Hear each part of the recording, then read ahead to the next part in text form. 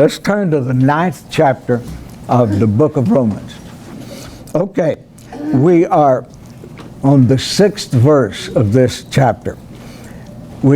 Last week we studied Paul's intense desire that all of Israel, or most of Israel, he was realist enough to know that you don't get all of any group of people.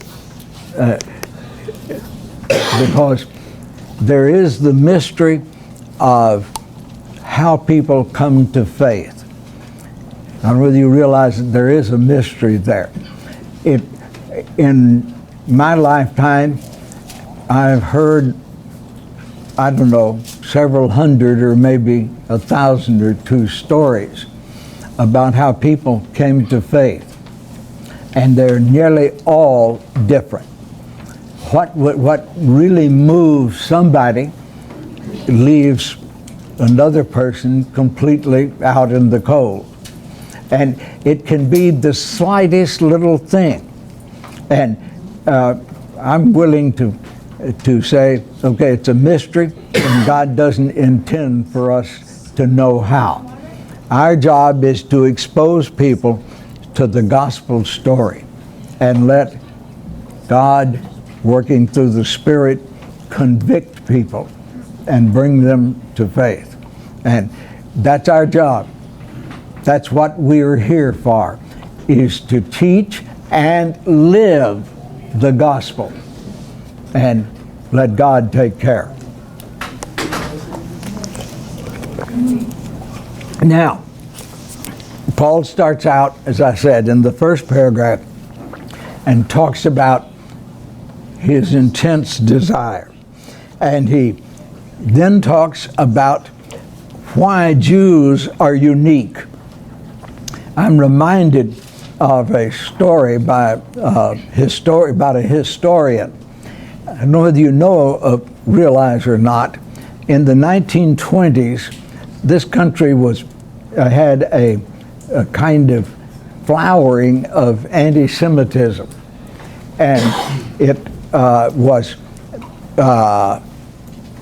centered in the Ivy League colleges. It was intellectually going on. That's when Henry Ford got sucked into, and he was, for a while, a full-blown anti-Semite. And there was a teacher of history, Middle Eastern history, at Harvard, and he was definitely not an anti-Semite.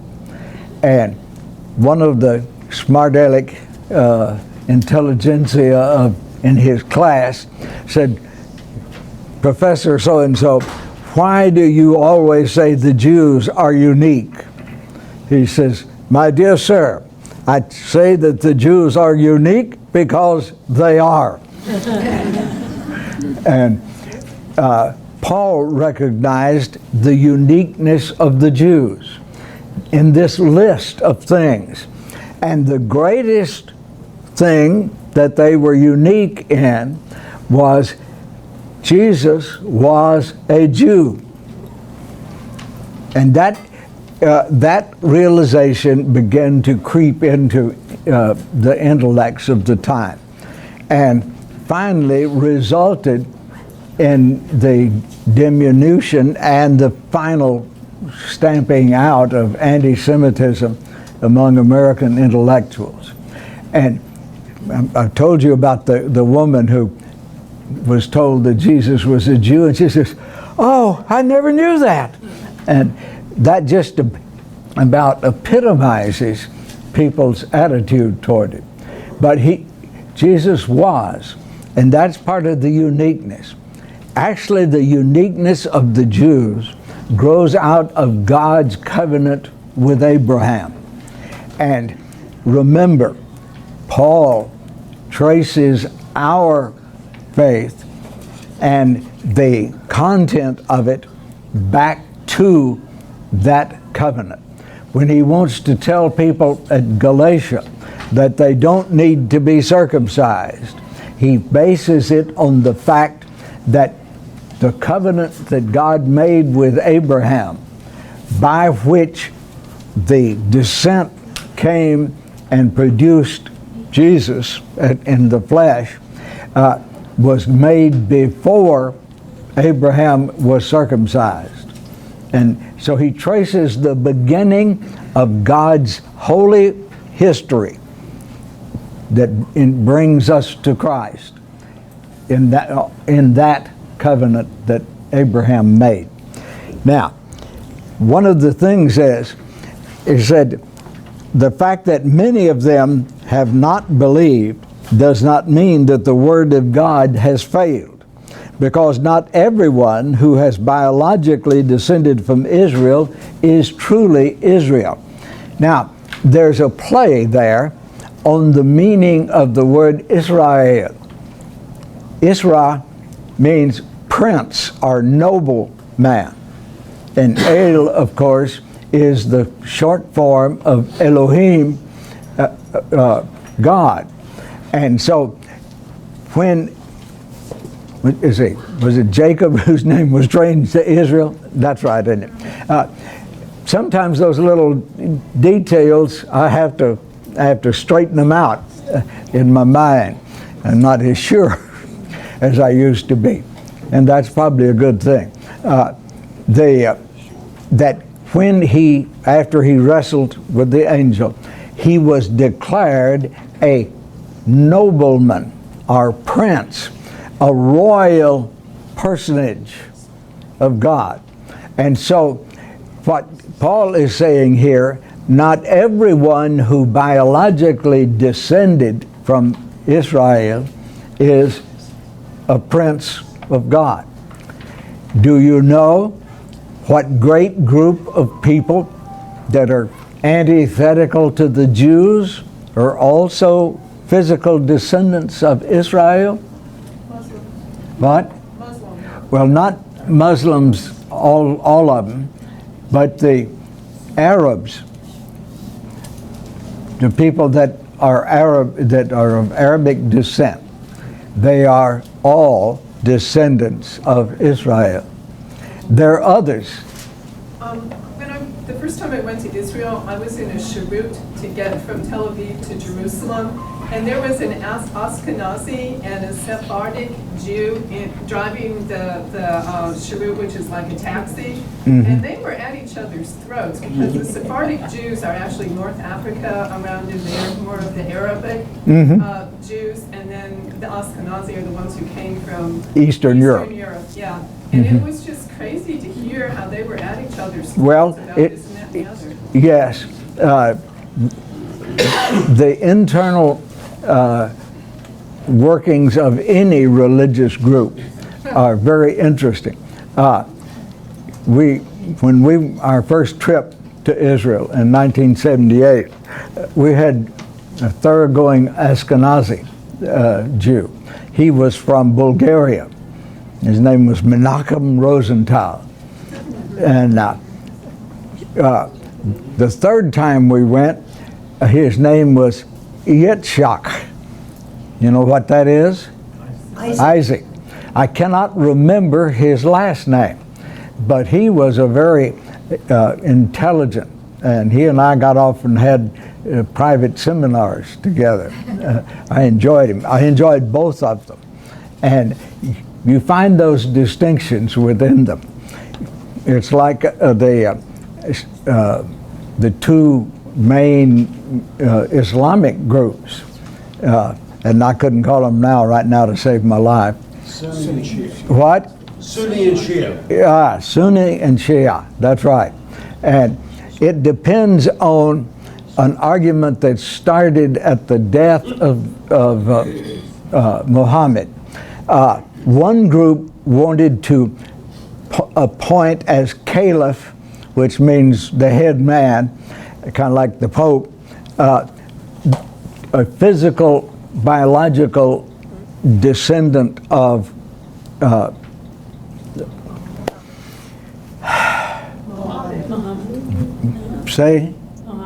Muhammad.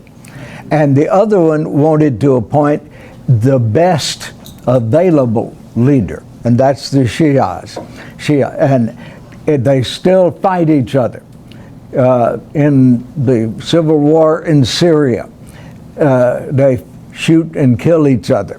In Iraq, it's the Sunnis attacking the Shiites that is still carrying on and not allowing peace to go. And if you don't know anything about the 30 Years' War from 1618 to 1648 in Central Europe, that was the Catholics and the Protestants killing each other, and they're still carrying on. One thing about Islam, they are about 600 to 700 years behind in their historical patterns, and they're still at it. Let's get this. That's far enough to chase that rabbit. Okay. Not everyone who is biologically. Now, this is a difficult choice of translation. I think biologically is the best modern word to use. As I remember, the Greek word is of the flesh, meaning the bodily thing, but we think of biological descent. In other words, my grandfather is a biological ancestor. And so my great-grandfather that I was just talking to you about, who fought with the Army of Tennessee at the Battle of Nashville and got whooped, as he said. And that's a biological descent. Genetically. What? Genetically. Genetically. I thought about putting genetically in there, but I think biologically comes probably the meaning closest to most people. And because nobody that I know of that can read at a 3rd or 4th grade level can miss what's meant there. Nor are all those who are biologically descended from Abraham his true children. But it was through Isaac that the seed would come. It was not the biological children that were to be children of God, but the children of the promise that were to be counted as seed. So it is the promise that makes a person Israel in the sense of being the faith-based ancestors of Christianity. It is. There it is. Now, notice this depends on the promise of God. Ultimately, that is the basis of all faith. You can define faith as trusting in the promises of God. And you won't be very far wrong any place the word faith is used. We are sure. Our hope is sure because our hope is based on the promise of God. God said, "They who believe in my Son will be made right with me." And being made right, when they face judgment, which all people will, the verdict is already in, they're not guilty. And that's the idea of the promise of God. You may believe something about God very strongly, but unless it is based on the specific promise of God, it is not saving faith. So that's faith comes by hearing, and hearing from the word of the Lord. We'll get that when we get over to the 10th chapter, so we can anticipate that a little. But that's I cannot overemphasize that our surety is based on the promise of God. And ultimately, the New Testament teaches, especially in the book of Hebrews, that our salvation is as sure as God exists. Not any more, not any less. If God exists, and I believe He does for good and sound reasons, then I know how I stand with God. And I'd like to emphasize that, because the devil is a nitpicker. He is always picking at us, at our weak points. You know, like boys are bad to do. They have a sword that's got a scab on it, and if you're not careful, they pick the scab off and make it bleed again. And as Christians, the devil is doing that to us. He is picking at us. It's not the big things that destroy our faith and confidence. It's the sum total of the little things. It's a pick here and a pick there, and here a pick, there a pick. And it can really be devastating. But know this, the devil always comes and attacks where we are weakest. And that's the reason I keep emphasizing, don't let him do that. Because you are the child of God's promise. And that's what Paul emphasized to his converts. You are a person who has believed in and lived out the promise that God has made. And that is security. We argue sometimes, well, is it possible for a believer to be lost? No, it's not possible for a believer to be lost. The real question is, can a believer come and become an unbeliever? And that, as far as I'm concerned, is an open question. One that I have no answer for. I know there are theologians that do, but I don't think they have biblical things. But as long as you believe, are a believer, you are secure. What would be your basis for someone losing their salvation? What? What would be your basis for implying that someone could lose their salvation? The teaching in the book of Hebrews that where he warns against becoming an unbeliever, and but as I pointed out when we studied that, nobody in the Bible ever became an unbeliever in the entire history of it. I'm just leaving that as an open question because that's exactly what the writer of Hebrews does. And I emphasize, if you are a believer, you're saved. Why should we want to know that anyway? Let's accentuate the positive. You know, if it says a sign there, like I've told you some classes this story, we were camped out just outside the limits of the national park at Grand Canyon. And I knew that Grand Canyon was just a short thickets step away from where our campsite was. And suddenly I realized that our two oldest children were not there. And so I began to look for them. And my first sight of Grand Canyon was coming out of the underbrush 2.5 feet from the lip of the canyon. And the impact was devastating. If a sign says there is danger, why do we want to tempt God by going closer to the edge? It's a practical matter. It's not a theological matter. Don't walk on the grass. What? Don't walk on the grass. Don't walk on the grass. Oh, you know, there's two kinds of architects making landscapes around big buildings. One architect plans and puts sidewalks in the place where he wants them to be for aesthetic purposes. The other builds the building and sees where people walk and puts sidewalks there.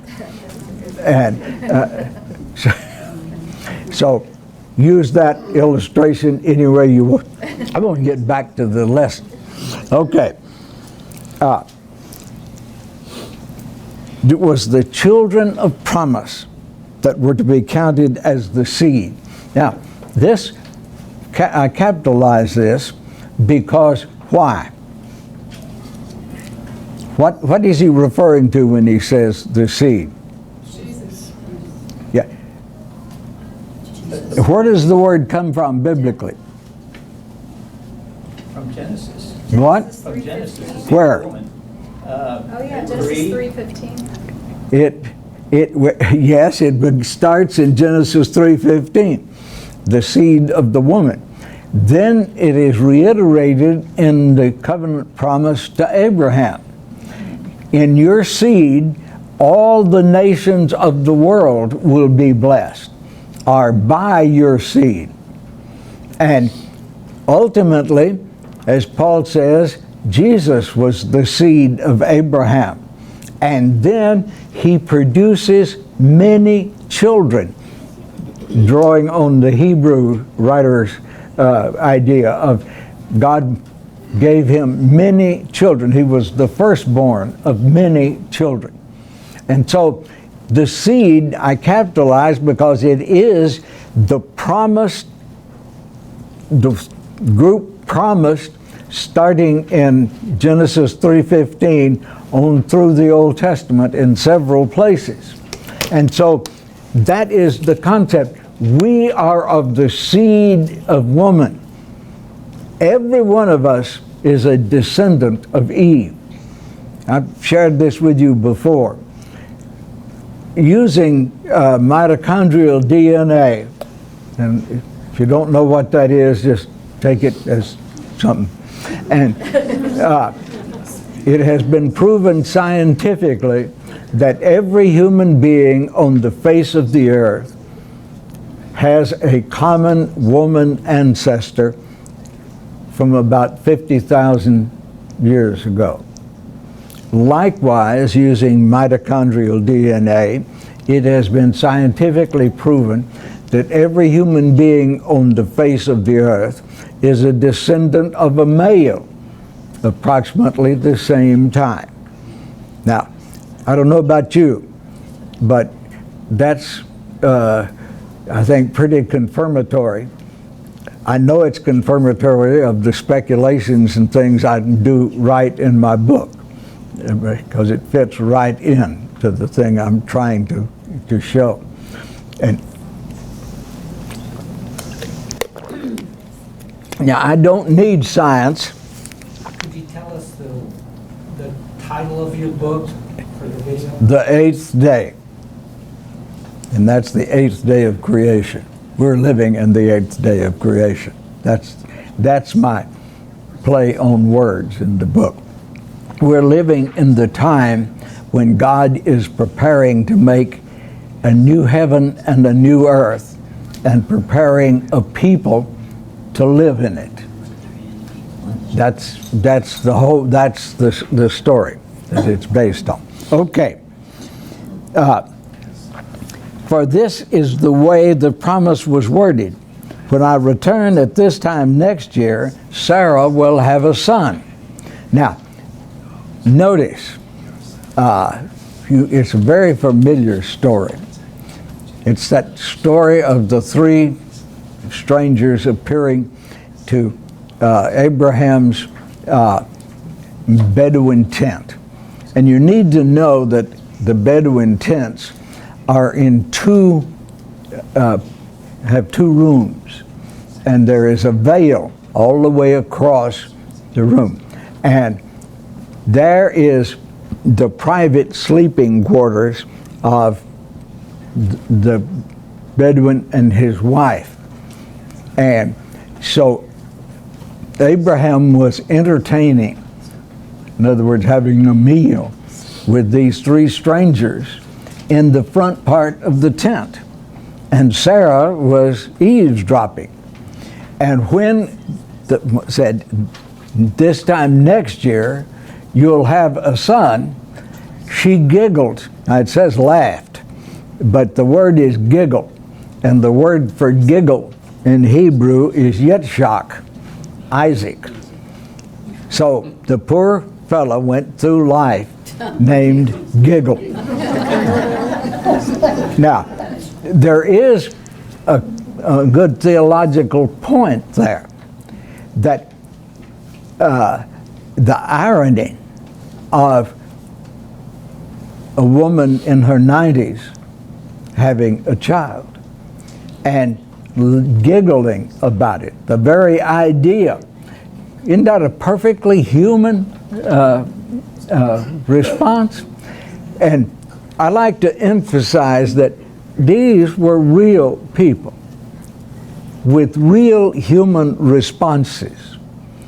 And because we tend to think of them as some kind of super people. If you heard Max's sermon this morning, you know that they're actual people. And they have their ups and downs. And Sarah was having a bad day. You talk about having mixed emotions. You know what mixed emotions are, don't you? That's when you see your mother-in-law driving your new Cadillac off a cliff.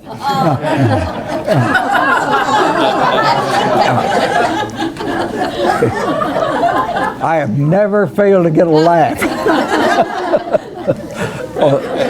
on that line.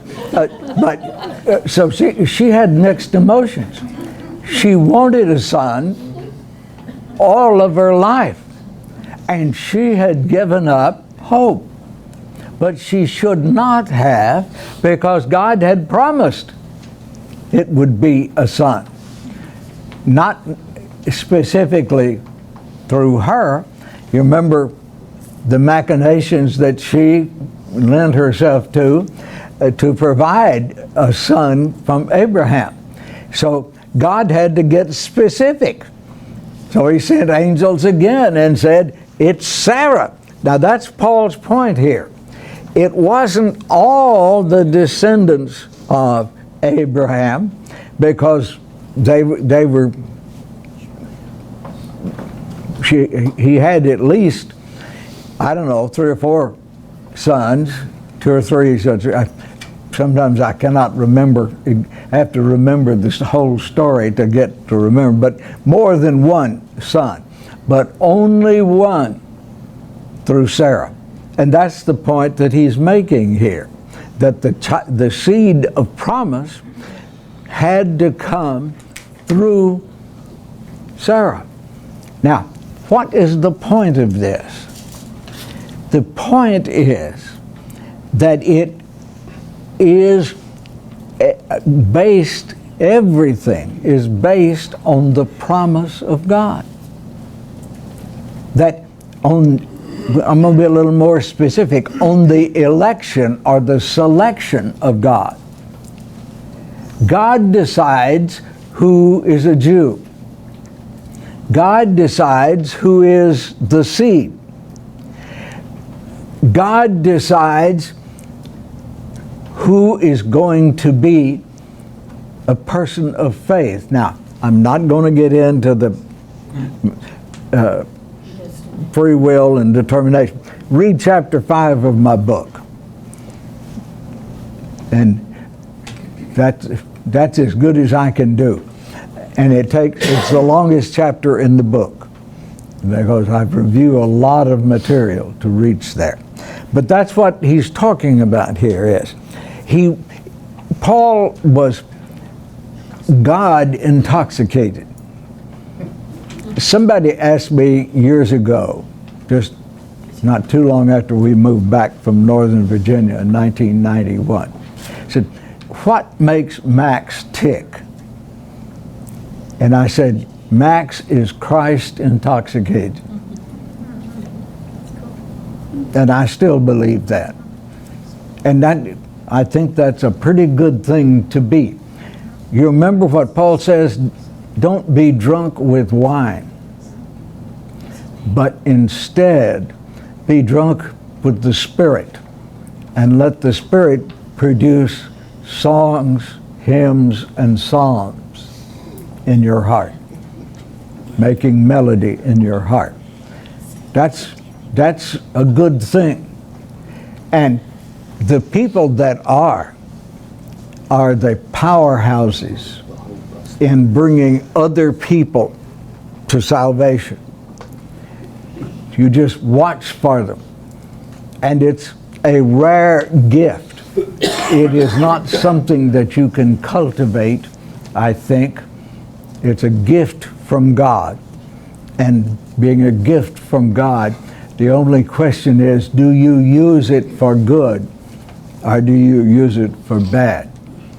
And I think if you look at Max's life and his influence, you will find he is a powerhouse for good.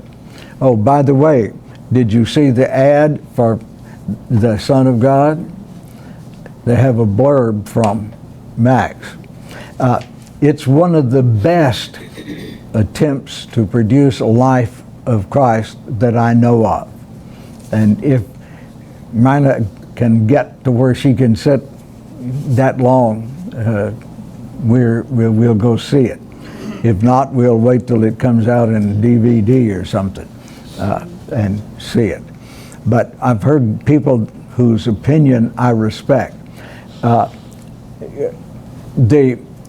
What I like about it is what one reviewer said, the person, by the way, the person selected to be Christ is a Portuguese actor.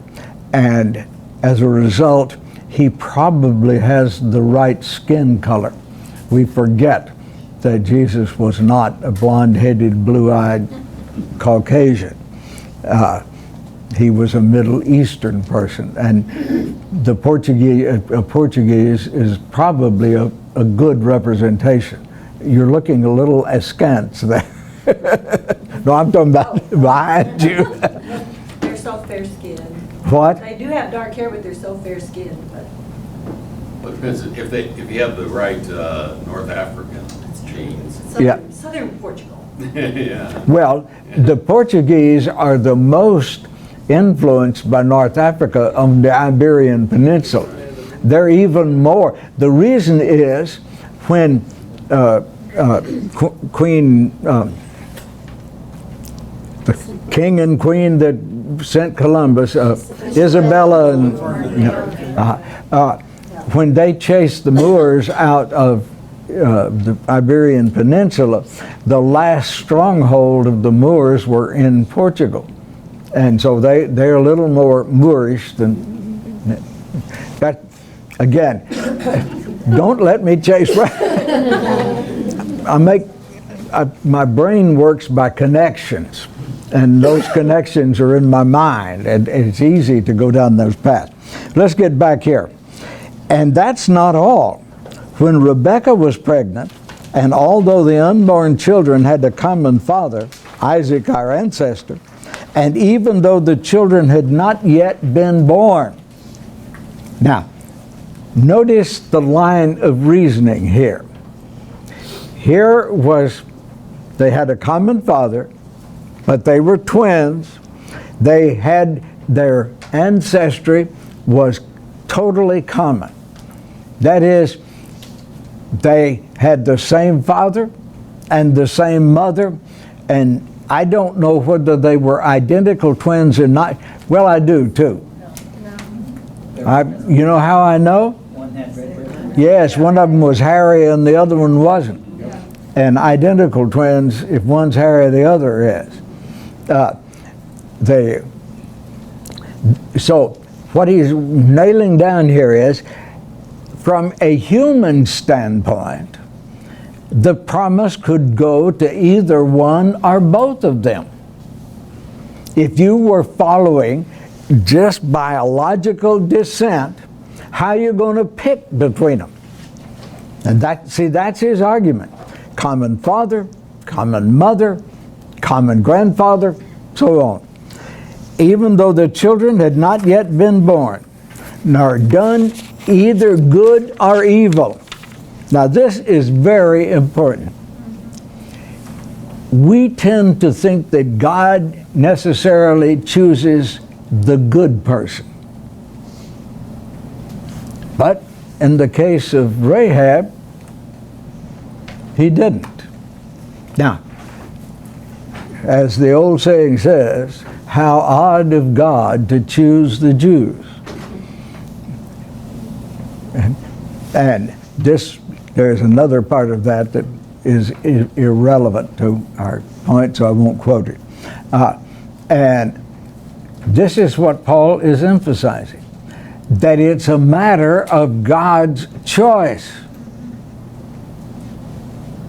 And sometimes, or maybe most times, we cannot, as a human reasoning animal, know why he did choose who he did.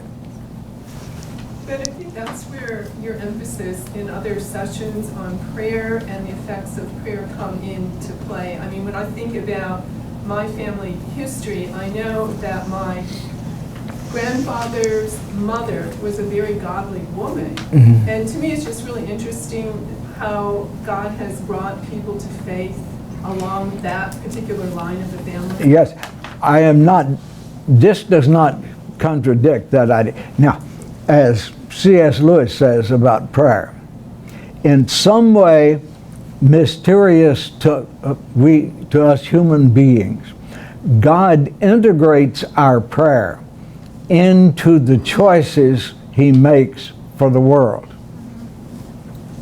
Now, that I remember reading that line and my heart leaping up, because it was the first time I had had a way to say that. But it is true. He allows us to participate in his will. But He allows us to somehow mysteriously participate in his will. yes, see, one of the great things is that we were enemies of God, being made right with God through our faith in the Lord Jesus Christ. We not only are declared not guilty, he integrates us into the process of saving the whole cosmos. And one of the ways that happens is through prayer, both intercessory and petition. We can pray for other people to be forgiven. And John assures us that in some way that happens. And as I will never grow tired of saying, because it's true, I don't have a clue how that works. But I know the promise of God is, so you know what? The people that I am concerned about, I pray for their forgiveness. And let God do his thing. My part is to pray. Yes. You know, Charles, I often hear people get really concerned here about two innocent babies and that choice, but really it's not their innocence that's so important. It's the fact that both would be sinners. Mm-hmm. And I think that's something that we miss. It would be what? Both will be sinners. Yes. Notice, the election of God does not protect you from being a sinner. Yeah, I'm reminded of something that I read years ago when our kids were little. Dr. James Dobson wrote that he says, now you may have two children. One is very compliant, always does what you want. The other is strong-willed, plants that foot, resists and everything. And you might think, oh, why did I get this? But when they grow up, it may be if you can guide that strong-willed one right, he's the one that's going to resist those offering him drugs and that kind of thing, and actually be the stronger for positive if you can train him. Well, when I was a counselor and was asked to talk to people about raising children, I pointed out that children, many of them that we thought were rapscallions turned out to be the people. And I believe that the built-in rebellion of teenagers is put into them by God. You want to know why? Because if they did not test the things that their parents and other of that generation were doing, the world would always drift into deeper and deeper sin. So God put into teenagers, adolescents, a rebellious streak, knowing that it could be used for both good and bad. But to keep the human race from drifting further and further away from God, which if you follow human tradition, you will do. And so you need somebody to raise questions. And if you don't think teenagers can raise questions, you haven't raised any teenagers. And this is germane to this part of the lesson here, because it's not about the morality of the people that God chooses. We are thinking in terms of morality all the time. And that's not altogether bad.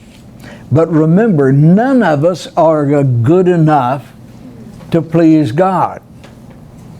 So it's just a matter of God has to pick whomever He wants.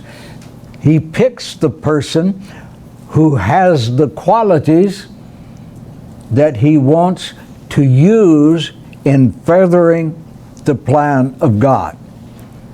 Remember, God works that way. He can see the end of something before He starts it. And He chooses the people that will produce the result He wants. Does that make sense to you? And that's the reason there's a lot of rascals in the bloodline of Jesus. I'm told about being the world's oldest rabbi in one of the high school musicals that we used to have here. And the writer of the musical was a little concerned because he was going to show that, the people involved were all rascals, and he was afraid people would misunderstand it. So he planned and I executed. I was the world's oldest rabbi.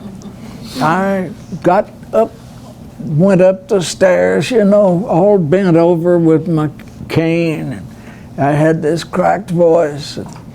I said, I want you to realize that all the people portrayed in this program tonight are rascals. And the purpose of seeing them as rascals is that we know that God can use rascals like you and me to further His plan.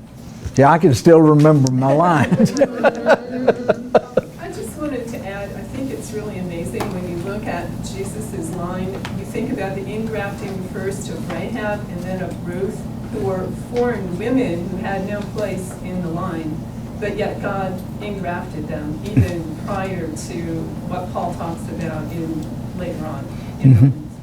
Yes, and we don't know how many others in the genealogies would fall into that same category. There's some names in either the Matthew's version, who traces the ancestry of Joseph, or Luke's version, who traces the ancestry of Mary. We don't know about a lot of those. We do know that a couple of the kings that are mentioned were more than rascals. They were, Eliakim was really not a person you would want your child to grow up to be. And So remember, God is, his aim is to produce a result. We call it his plan, his goal. And he uses the people that will further that plan. Now, some of them are saved people, and I don't think I'm being wrong to say that some of them are not. Because God, you can read and study Isaiah, and Isaiah brings this out. The children of Israel were saying, are you telling us that God is going to use a Gentile king to punish us? How dare God do that? Now, that's an exaggeration, but not by much if you study the text. Jesus was the one who was chosen before the foundation of the world to be the agency of God's redemption Yes, plan.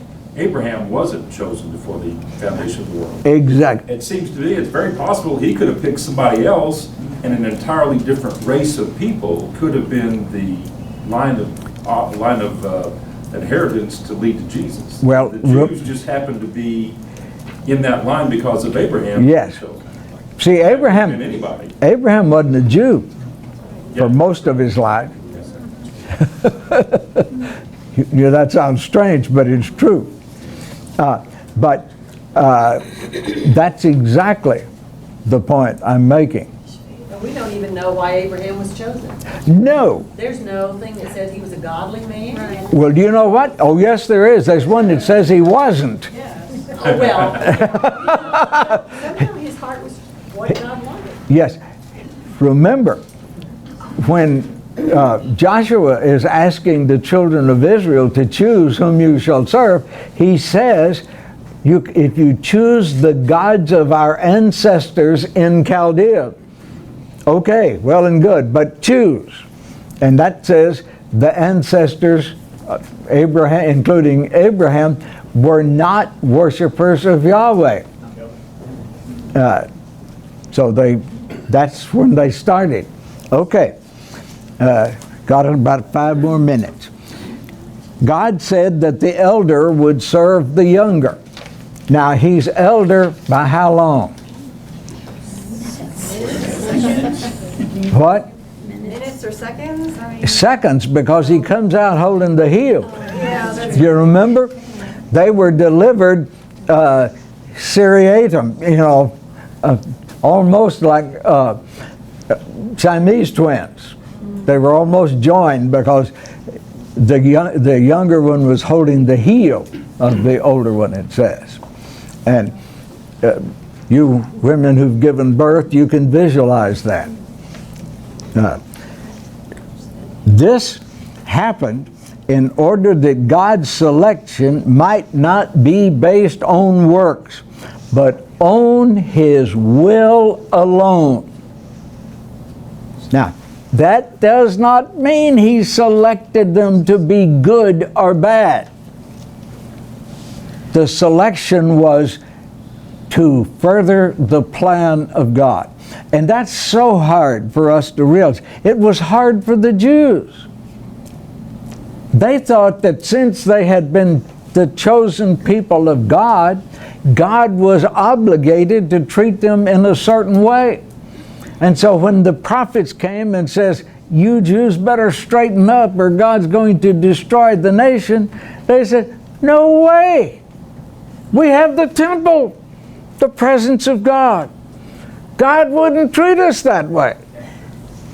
And the greatest crisis of faith happened when the Jewish nation was destroyed. Now, any other nation on the face of the earth that faced that kind of debacle would have ceased to be a people. The only group of people identifiable by name and descent from the ancient Near East are the Jews. You don't know any Assyrians. You don't know any Babylonians. You don't know any Egyptians. You don't know any Philistines. Now, you can make speculation that this group descended from it, but you cannot establish it. The only one who has an unbroken chain of history are the Jews. And they have a lot of admixture of other races, but that they still have an identity. Somebody named Cohen had a priest as an ancestor. The Hebrew word for priest is Kohen. The modern version is Cohen. And every Cohen that you know of on the face of the earth had a priest as an ancestor. And there's others that you can do the same thing in. So God's choice brought a people into existence that still has an identity. And that's the only reason that Paul can talk about like he does. And before we get through with the 11th chapter, we will come to a realization that God still has something in mind for the Jews as Jews. The only thing we won't know is what it is. And I'm sorry. I thought when I translated it in Greek, from the Greek I might learn, but I'm not a bit closer to knowing. Just know that it's going to happen. It may be the movement that we call Jews for Jesus. That may be what he's talking about. But that's only plausible, not provable. It just seemed like in so many ways, it was such a revolutionary thing that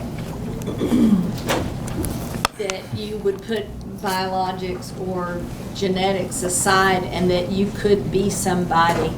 I mean, just as in India, there's the caste system where if you're born into the wrong one, you're never going to get out of that. Yes. And everything he did gave hope through that promise that anybody that says Jesus is the Son of God can be his child. Yes. Which was so revolutionary. Can be selected. Right. Okay, very good.